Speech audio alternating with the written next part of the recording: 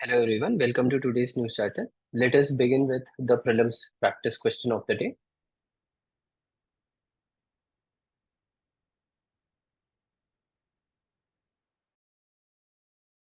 It is a question from ancient history.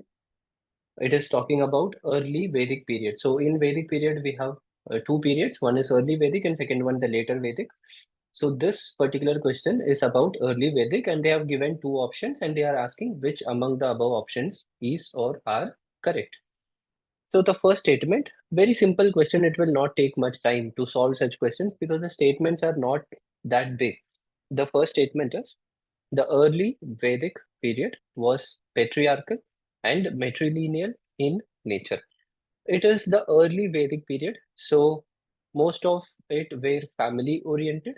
Even if there is any struggle or any problem, it is mentioned that the head of the family will be informed and he will bring out all the people in the family for the warfare or for any kind of feud. So this particular statement is not correct because it is patriarchal and patrilineal in nature. Second one, during this period, Aryans worshipped the sun. Yes, they were nature worshippers. It is only in the later period uh, other gods and goddesses started to evolve. So they were nature worshippers. They worshipped the sun god is the right option. So first option is wrong and the second statement is correct. Let's go to the topics of the day.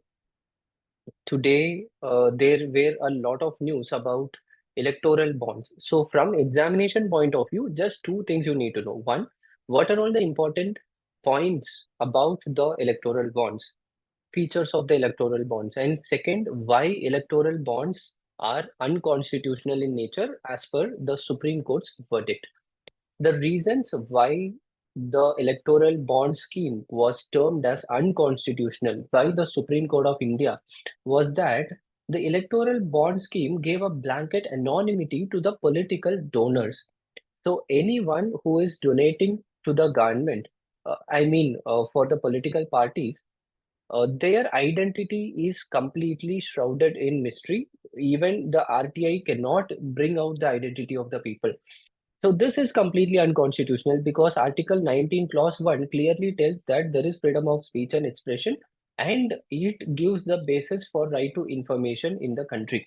So when the political donation does not come under the Right to Information Act, then it is against the constitutional values. And apart from that, this particular scheme have allowed the corporates also to fund to the political parties, so it is termed as unconstitutional.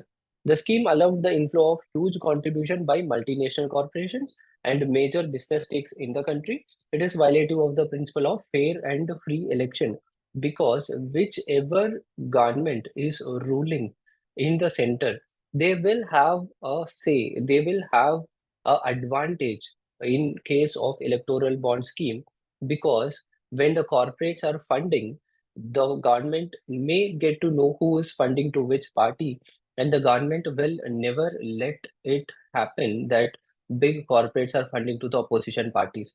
So these are all the major reasons why it was termed as unconstitutional.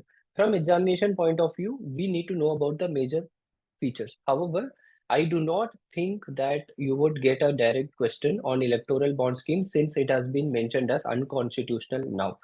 But to be on the safer side, it is better to know about the important features.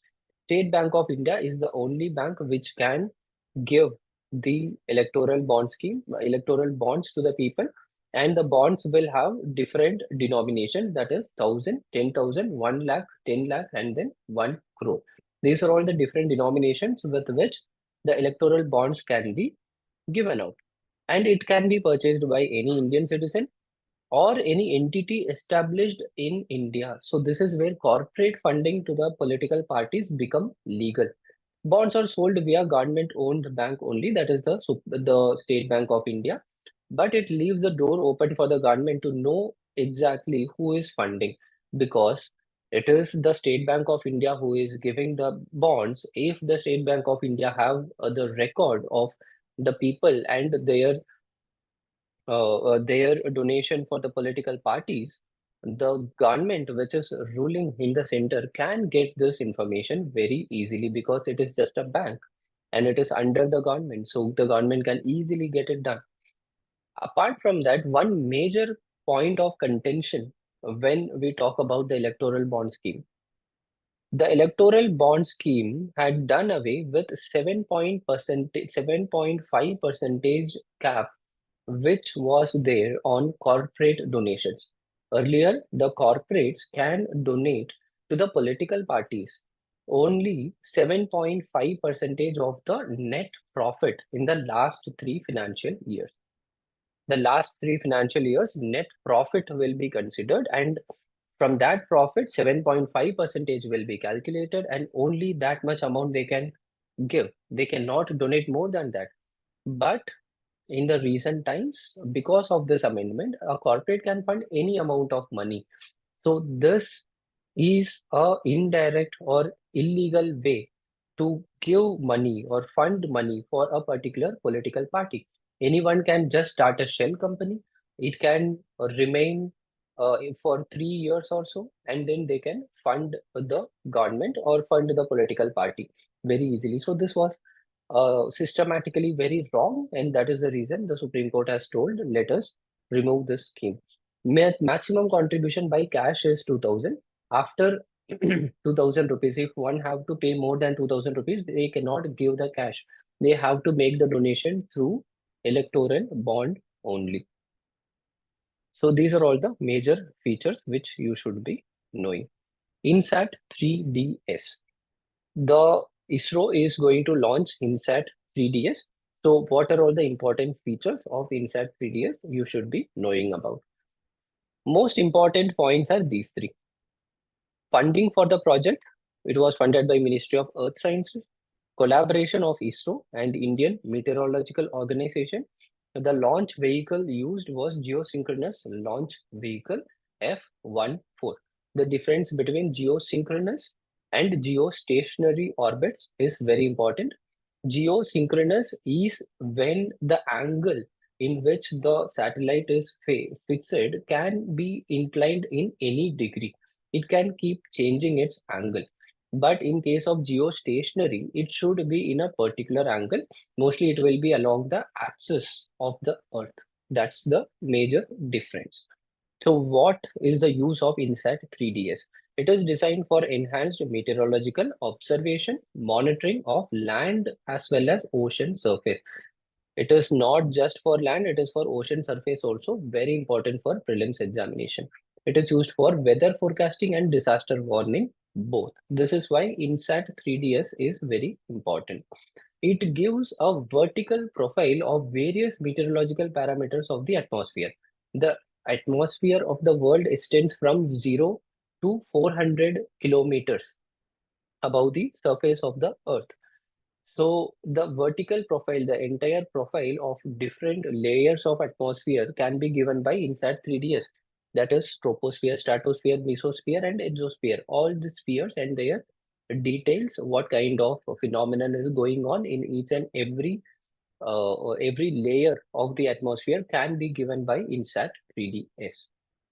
So these points are very important. Schengen zone. For prelims point of view, from prelims point of view, you can't get questions about Schengen visa or Schengen zone in mains. But for prelims, it is very important because too many facts are there. Recently, what happened?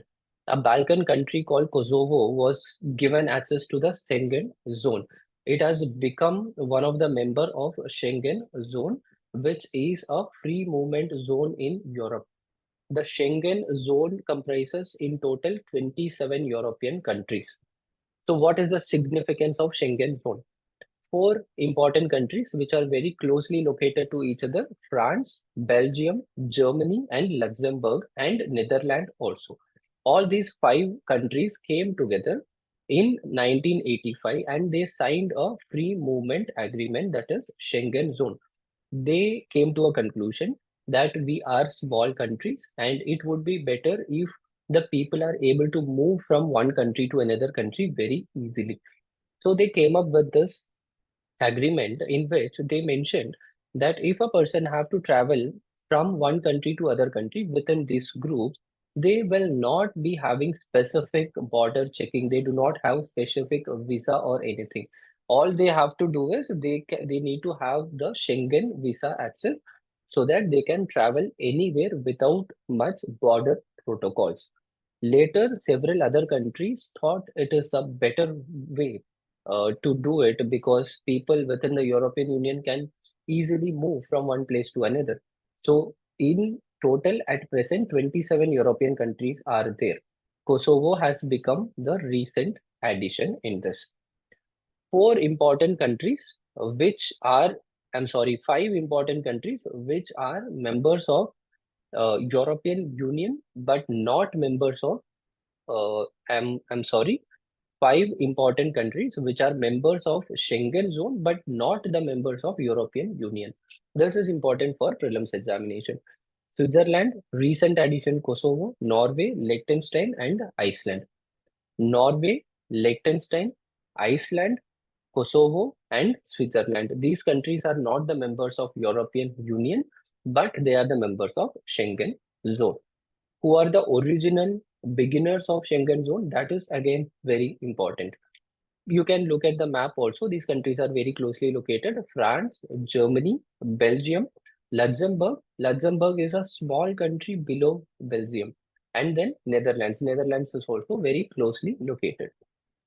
The countries which are members of Schengen zone but not members of European Union. What are those countries? Iceland, Norway, Switzerland, Liechtenstein, and Kosovo. Kosovo got added very recently. Liechtenstein is a small country near Switzerland. It borders Switzerland and Austria. So Liechtenstein, Switzerland, Kosovo, Norway, and Iceland. I'm telling it these many times because these kind of questions can be easily asked in prelims examination and becomes very difficult for people to remember. That's why you should memorize these things. Mains question of the day. Critically examine the problems in funding of political parties in India. Suggest measure to overcome such problems. Very simple question. The electoral bond scheme you can write. Illegal funding from outside of the country because of corporate funding, that you can write. Starting of shell companies within the country, that you can write. Several committees have already told that government should fund the political parties. Political parties should not ask money or should not collect money from the people. There should be some provision for the government to give some fund to the political party so that they can take care of their business. That's all. Do not ensure that people can manipulate the election with funds. So these things you can write, you can give some solution also, and you can conclude it.